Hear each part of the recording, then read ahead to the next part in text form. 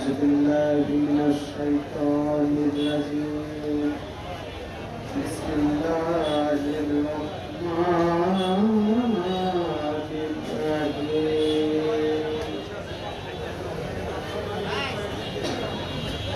يا أيها النبي إنا أرسلناك شهيدا ومبشرا ونذيرا وداعيا إلى الله بإذنه وسراجا منيرا وقال تعالى في شأن حبيبه إن الله وملائكته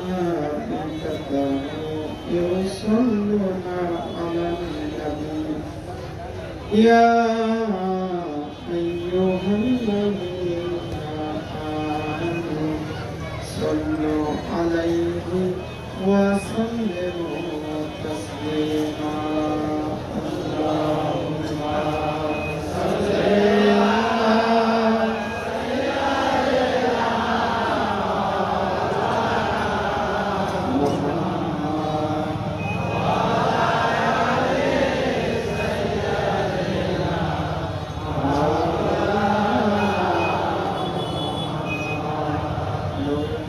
যে ছিল মন্তরে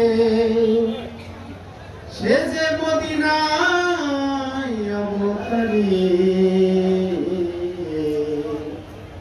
মানরানি ফাকাত রাইহা দুর্নবী করে প্রসারি আল্লাহুম্মা সাল্লি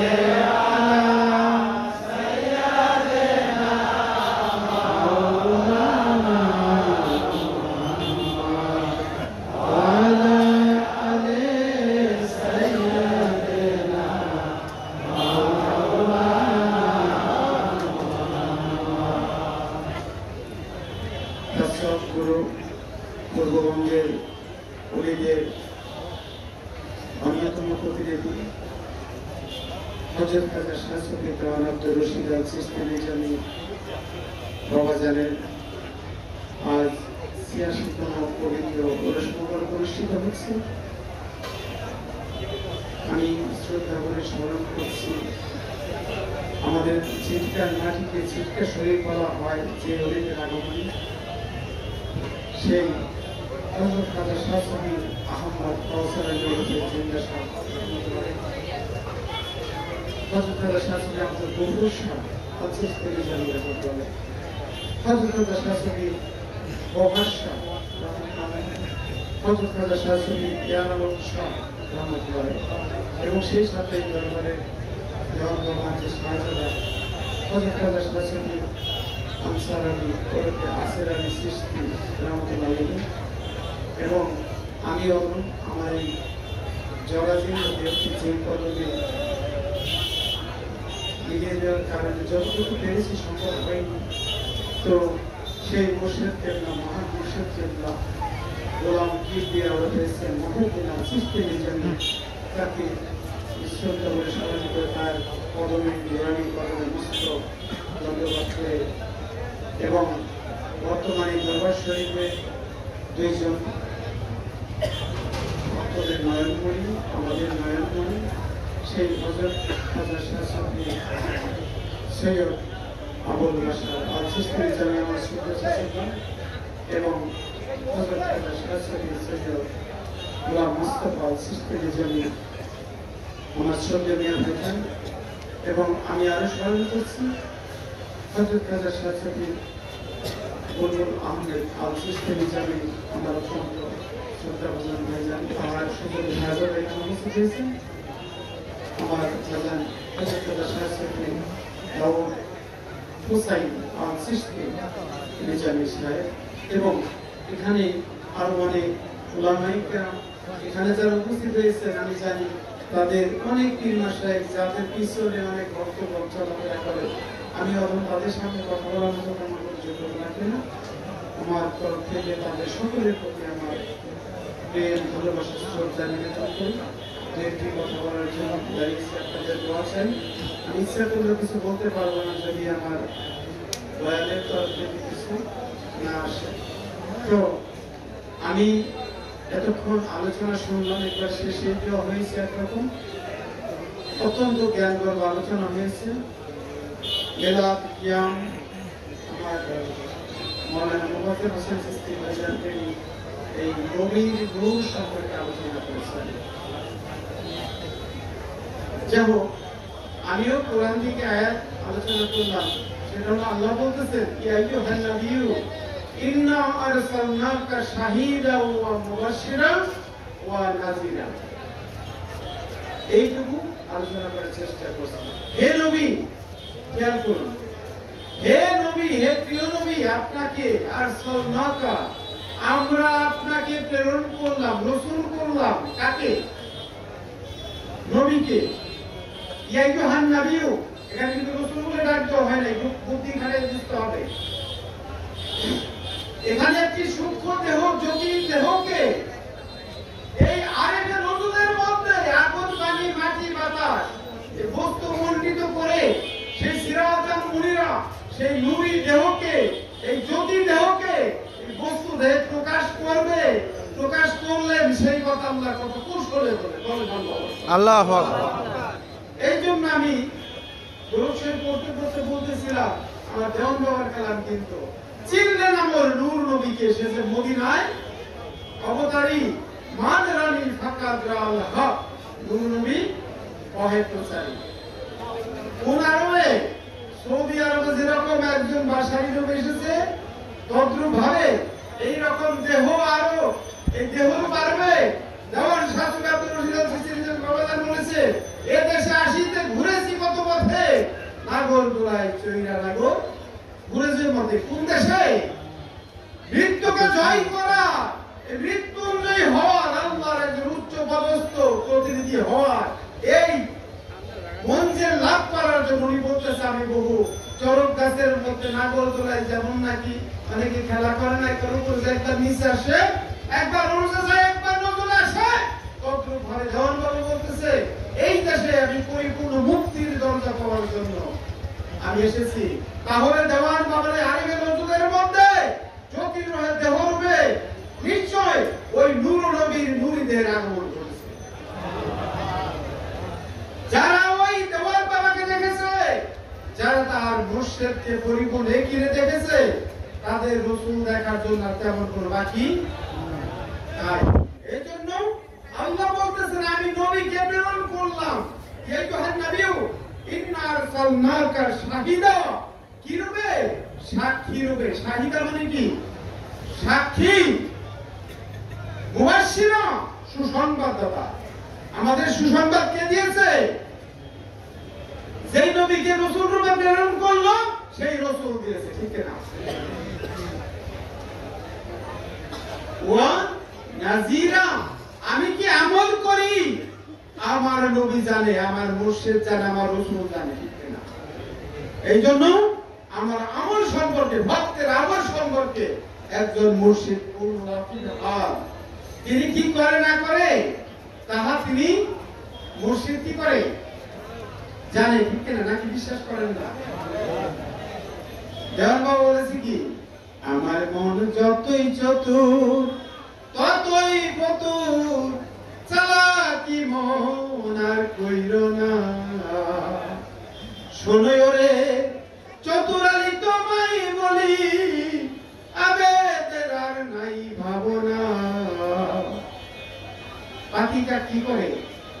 নজর বন্ধ করে বিষটা খায়, মনে পারে কেউ দেখতে পায় না। চালাকি শয়তানি পেশা, মনে তার ঢকের বাসা, কোন তুমি কি তাও জানো না। তারপর উনি কত সুন্দর কথা বলতেছে, সাবধান করার পরে সালাত ফিরে আসছে, সোজা হও আলে বাকার। আলে বাকার মানে কি? প্রভুর দিকে, আমার দিকে সোজা হও, তোমার মন মস্তিষ্কে জানো প্রভুর রূপ ব্যতীত ওই রূপকে ছেদ করিয়া দুনিয়ার আমিত্ব নামক কোন চিত্র এসে ধাক্কা দিয়া ওই নামাজে সরাইয়া দিয়া তোমার দুনিয়ার কোন চিত্র মস্তিষ্কে জমা না হয়। সোজা হওয়ালে পাকার মনে আমার ফের মুরাদ পর ভাবনা।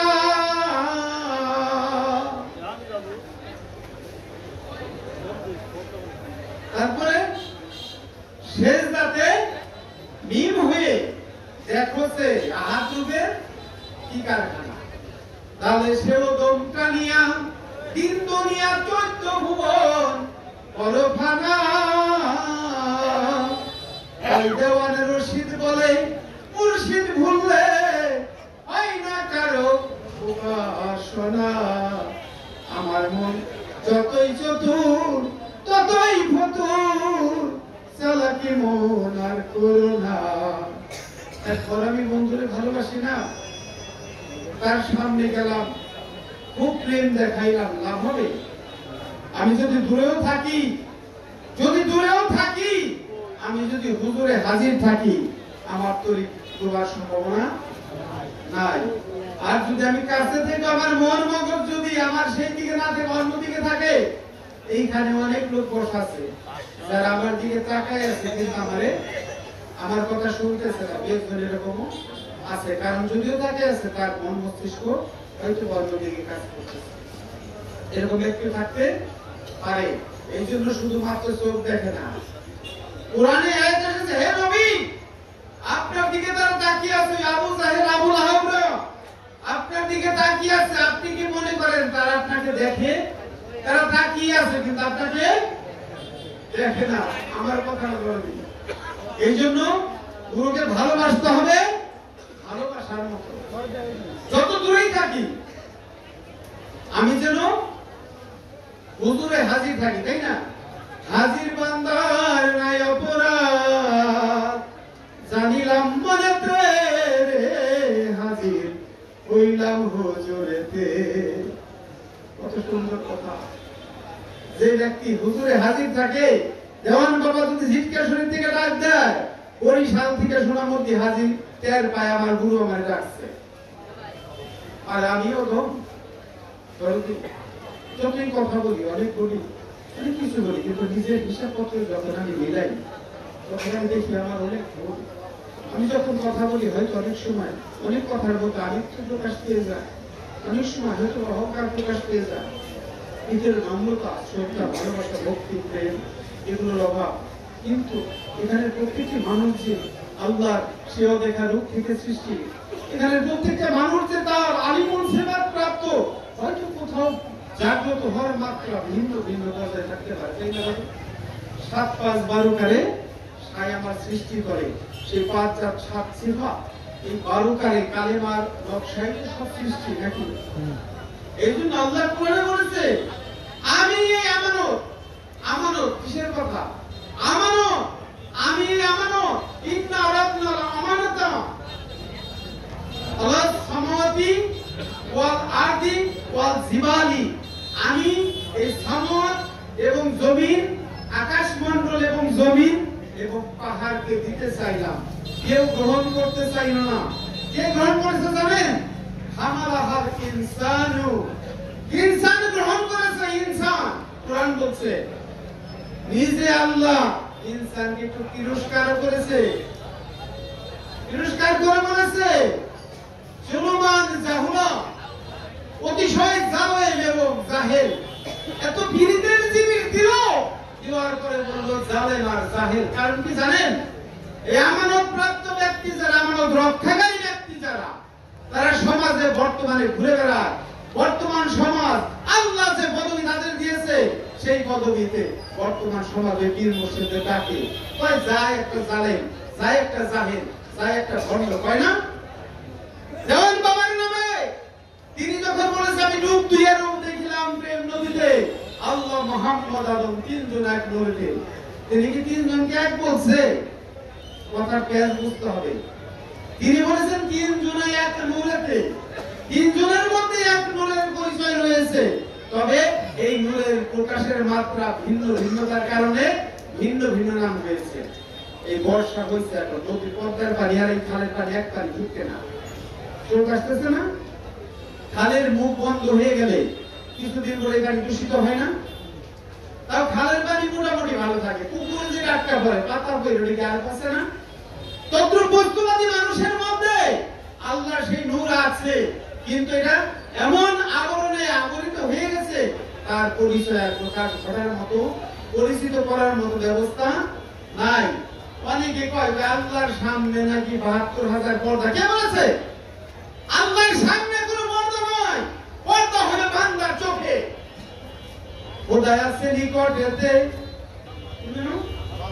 বান্দাই আছে দূরে, দূরে থেকে বন্দেগী তার হয় কি প্রকারে, বান্দাই আছে দূরে।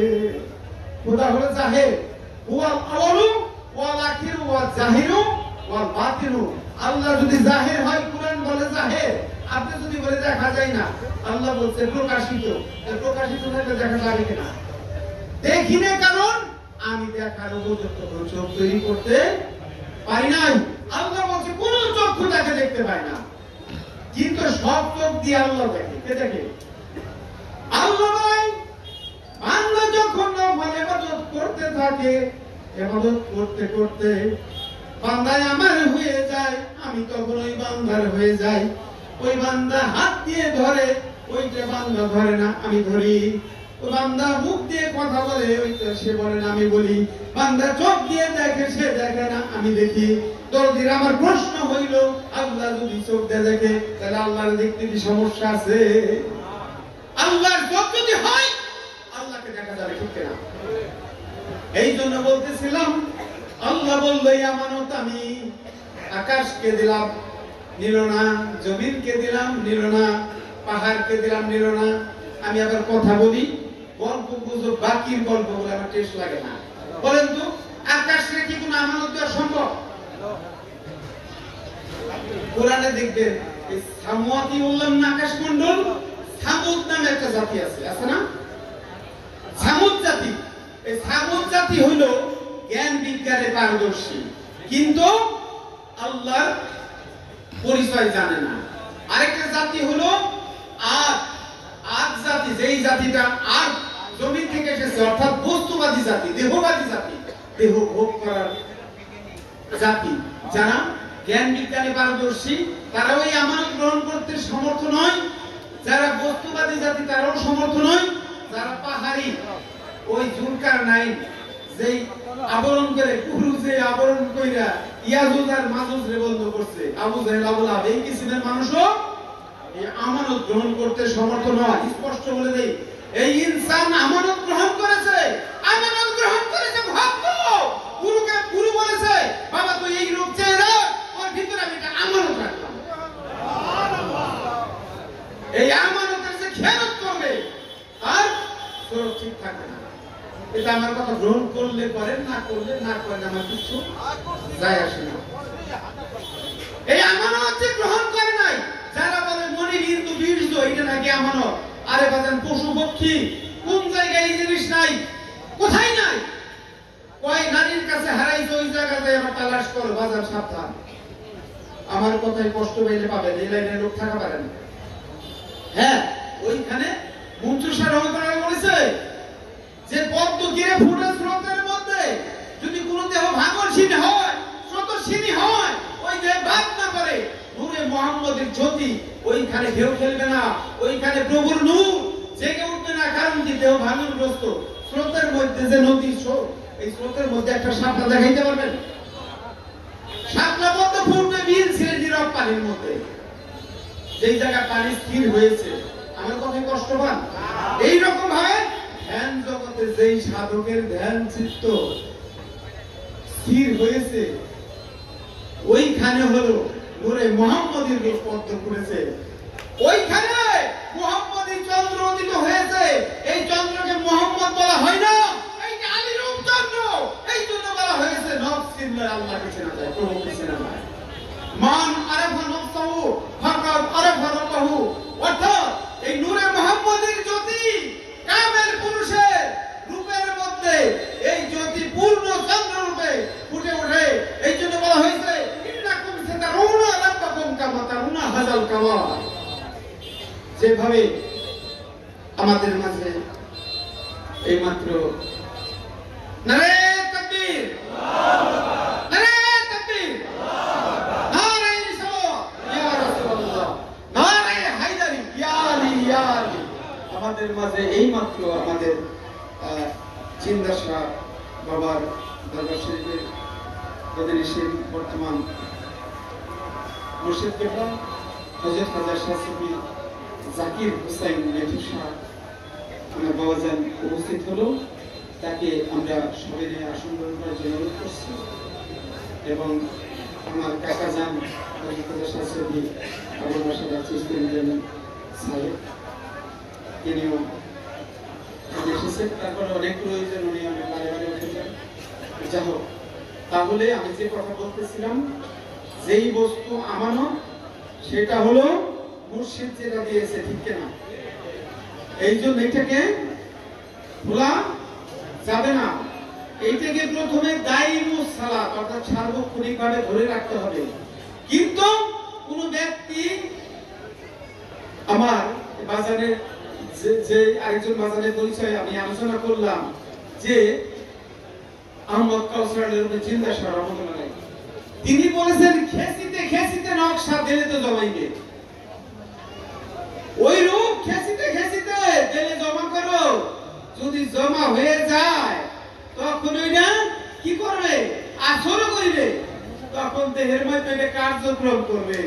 তখন গুরু আর বাহিরে কোনো মানুষ গুরু নয়। দেওয়া বলেছে গুরুকে যে মানুষ জানে অজ্ঞানে নরকগ্নি তারে গ্রাসে ভজমন গুরুর চরণ আমি শান্তি অনায়াসে। কখন? আমি তো বাস্তবিকে একটা মানুষ গুরুকে হাত ধরলাম, কিন্তু সে আর মানুষ গুরু রইল না, আমার মধ্যে প্রভু গুরু রূপে প্রতিষ্ঠিত হইল, ঠিক না? এই নূরে মুহাম্মদীর জ্যোতিতে আলোকিত মানুষের মধ্যে দাইমি সালাত থেকে যখন তার অঙ্গ প্রত্যঙ্গ নিজে চালায় না আল্লাহ চালায়, ওই ব্যক্তির দেহনে একটা পূর্ণ সালাত, এইটাকে বলা হয় আকিমুস সালাত, প্রতিষ্ঠিত নামাজ।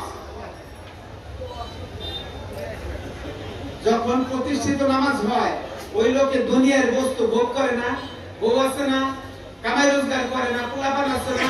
এই দুনিয়া ভোগ করা, আমার কথা এইভাবে আমি বলি, দুনিয়া ভোগ করা এবং প্রভুকেও রাখে, এই দুইটার মধ্যে যে সালাত, এর নাম সালাত উস্তা, মধ্যবর্তী সালাত।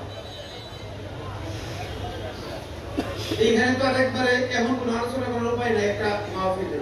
তো এর মধ্য দিয়ে সালাতে কোন ফায়া কোন সাধকের সর্বশেষ স্তরের একটা সালাত। কোন মানে হও ফানা, একটা মানুষ নিজেকে হারিয়ে ফেলেছে, সে কিভাবে চলবে? রহমান গুরু রহিম রূপে সে বান্দার মধ্যে ভক্তের মধ্যে প্রতিষ্ঠিত হয়, প্রতিষ্ঠিত হয়ে তাকে বাঁকা দান করে। ওই মানুষটা সমাজে ঘুরে ঘুরে কাজকর্ম করে বেড়ায় সাধারণ মানুষের মতো, কিন্তু দুনিয়ার মানুষ কয় এই লোক আবার কেমন গুরু, এই লোক কেমন নবী, এই লোক কেমন রাসূল, ওয়া মা আনতা ইল্লা বাশারুম মিসলুনা, কোরআনে আয়াত এসেছে। এটা আমার মতো মানুষের মিসাল। আর আজকালকার অনেক আমার কেউ কিন্তু কথা বলতে ভালো লাগে না, আমার অনেক মৌলবী ভাইরা বলছে যে মিম্বরে বসে কয় নবী আমাদের মতো মানুষ, কয় না? আর এই আয়াত আসছে কোরআনে কাফেরদের পক্ষ থেকে, ওয়া মা আনতা ইল্লা বাশারুম মিসলুনা।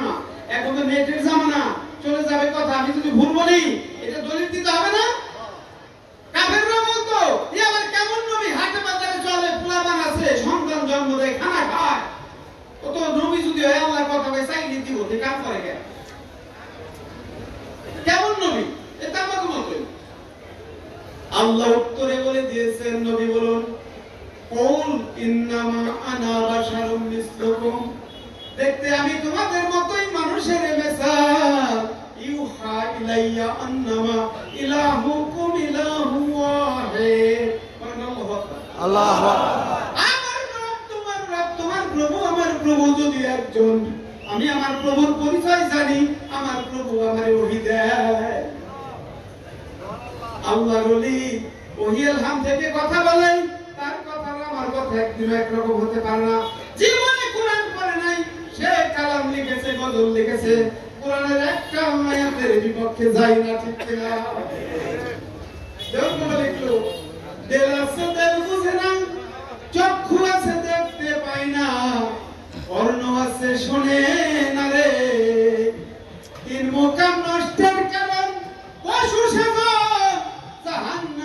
বলে তারে জ্ঞান কি অমূল্য রতন জানো রে মন আল্লাহ জ্ঞান দিয়াছে যারে বলেন না মারহাবা মারহাবা আমি ভাবলাম মনে মনে কথা লিখলো যদি তোর চোখ কোরআন আছে কিন্তু না বুঝতে তার জাহান্নামে দিবে কোরআনের সূরা বাকারা আয়াতের মধ্যে যা দেখলাম খাতামাল্লাহু আলা কুলুবিহিম ওয়া আলা সামিহিম ওয়া আলা আবসারিহিম ওয়া আল্লাহ বলতেছে তাদের চোখ আমি পর্দা মেরে দিছি কান আছে কিন্তু আমি আবরণ দিছি যদিও শুনে প্রকৃত কথা শুনে না কলব আছে আমি তাকে মোহর মারছি ওই লোকটা পশুর চাইতে নিকৃষ্ট তাদের আমি জাহান্নামে দিয়ে দিব বুঝছে কিনা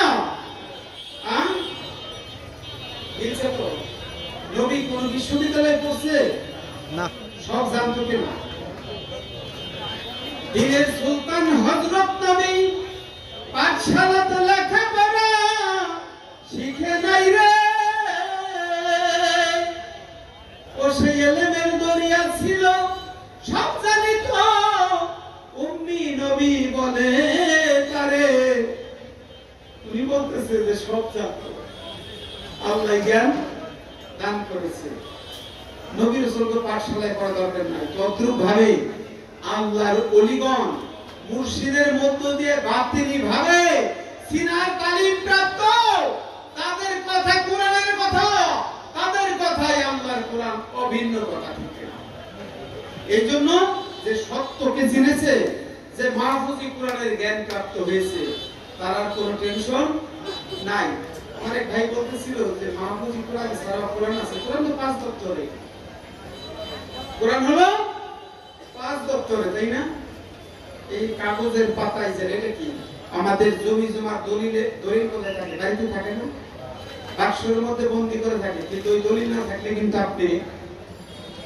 নিজের জমিতে দখলে যাওয়া যায় না ভোগ করা যায় না মাপা যায় না আমি তদ্রুপ মানি তদ্রুপ আমাদের অবশ্য ওই পাতার মধ্যে কোরআন থাকে নিঃশব্দ না ওইখানে কিন্তু নিঃশব্দ যে শব্দ করে পড়তে পারে অক্ষর চিনে সেই ব্যক্তি কেবল ওইটাকে পড়ে আবার শোনাইতে পারবে কিন্তু যদি ওইখানে লেখা থাকে ওই বইয়ের হরফের জ্ঞান না থাকে তার কাছে কোরআন রাখলে সে আমাদের পড়তে পারবে শোনাইতে পারবে তদ্রুপ ভাবে মাহফুজে আবার নিঃশব্দ শুধুমাত্র নবীর জবান হলো শব্দ আকারে কোরআন মুর্শিদের জবানে হলো শব্দ আকারে কোরআন তদ্রুপ ভাবে মুর্শিদের আরিফে নজুর এই জমিন অনেকে কইতে পারে আমার আলোচনা থেকে তাইলে তো আমি যে মুর্শিদকে ধ্যান জ্ঞানে রাখি হয়ে গেল যদি আপনি বাহির জগতে আরিফে নজুর না দেখেন আপনি ওয়াজিবের সন্ধান পাওয়া যাবে হ্যাঁ এখন আমার যদি দলিল না থাকে কারণ সকলের একটা লাইন আমার মনে পড়ে গেছে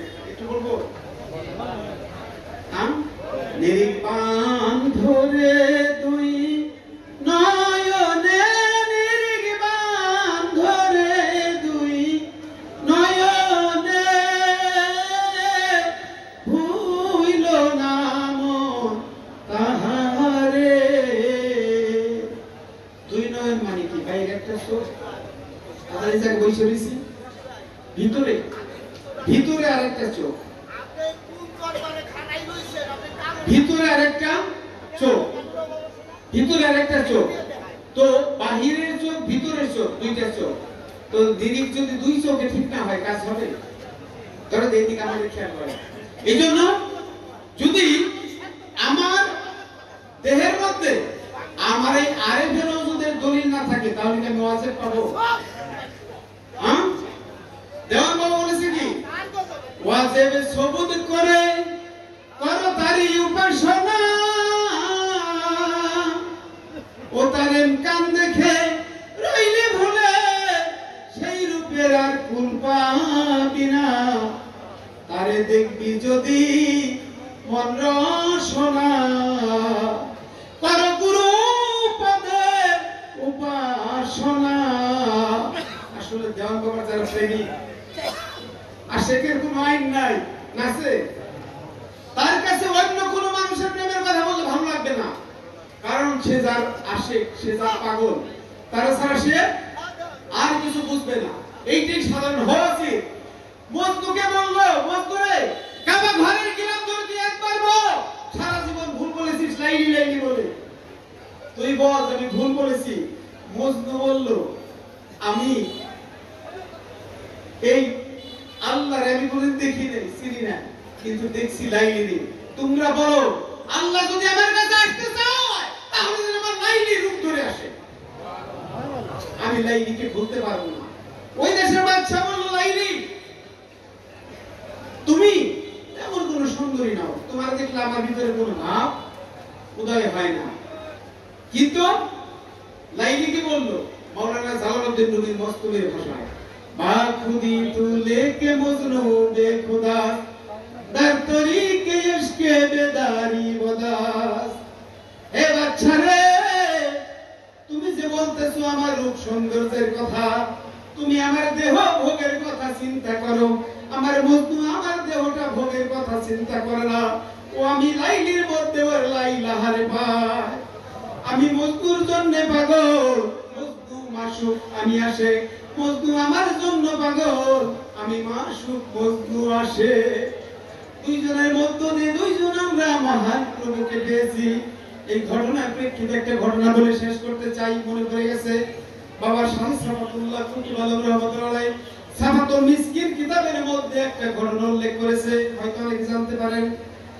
একদিন এক মদ বিক্রেতা এক কলসি মদ মাথায় করে নিয়ে ওই নগরে নগরে বিক্রি করে। বাদশাহ রাজ দরবারের সামনে দিয়ে যাচ্ছে। ছাদের উপরে বাদশার কন্যা সুন্দরী যুবতী, সুন্দর চেহারা, দাসীদের নিয়ে ওখানে উনি খেলা করতেছে। বাদশার কন্যার চেহারা দেখার পরে ওই মদ বিক্রেতা পাগল হয়ে গেল। ওইখান থেকে আর সরে না, কি বলে, আর যাইতে চায় না। দাসীরা সে বুঝালো, এই মদ বিক্রেতা তুমি চলে যাও, বাড়ির লোকজন এসে তোমাকে মারধর করবে, তুমি চলে যাও। বললো আমি কিচ্ছু চাই না, আমি যাকে দেখেছি তাকে আরেকবার দেখতে চাই। তার চেহারা আমার কাছে এত সুন্দর লেগেছে, তাকে আমি ভুলতে পারতেছি না। বললো তাহলে তুমি ওই জঙ্গলে চলে যাও, জঙ্গলে যে এই আল্লাহ আল্লাহ জিকির করো। কি করো? আল্লাহ আল্লাহ জিকির করো। পাগল মাথা থেকে মদের কলসি ফেলে দিয়ে জঙ্গলে চলে গেল।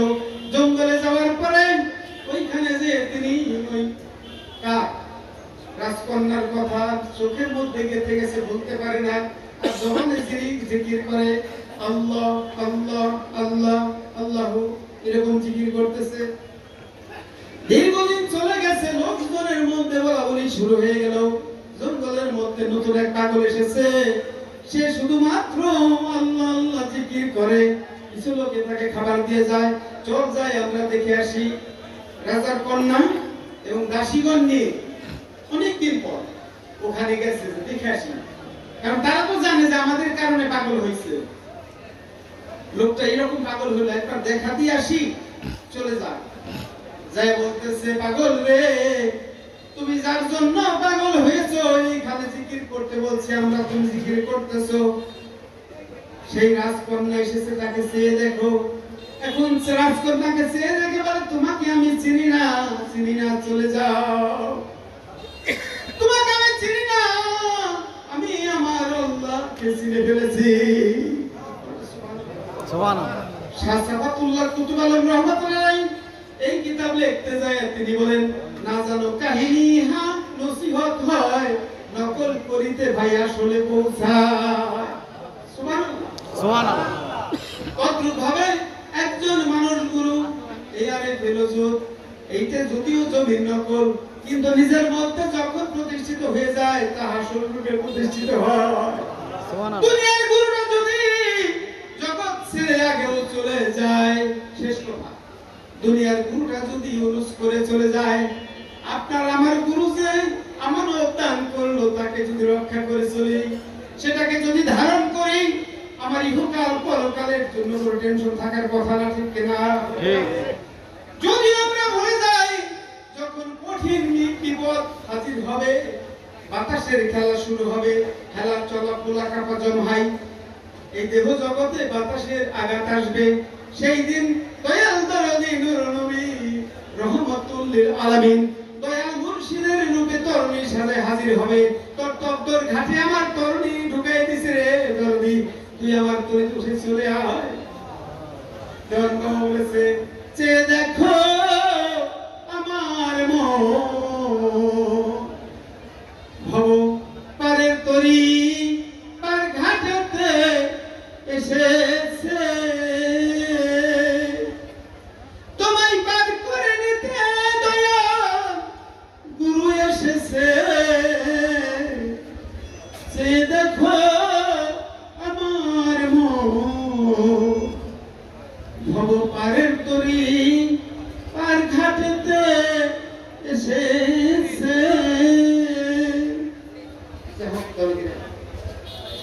আমি উল্টা কথা বলে আধিকারিক হয়ে কিছু কথা বলেছি, যে কষ্ট দিয়ে ক্ষমা করবেন। এই জন্য আমার শেষ কথা হলো, আমরা যেই যে মুর্শিদের কাছে গিয়েছি তাকে যেন এমনভাবে অন্তরে লালন করে, এমনভাবে ধারণ করে আমার ইহকাল পরকালের বান্ধব যেন সেই হয়। হাসর মিজান পুলসিরাত সব জায়গায় যেন না সেই বান্ধবকে আমি পাই, আমি যেন হারিয়ে না যাই। এটুকুই হলো মূল কথা। কথায় ভুল ভ্রান্তি হয়ে থাকতে পারে, কষ্ট হয়ে থাকলে ক্ষমা করে দেন। সকলকে ধন্যবাদ। আসসালামু আলাইকুম ওয়া রাহমাতুল্লাহি।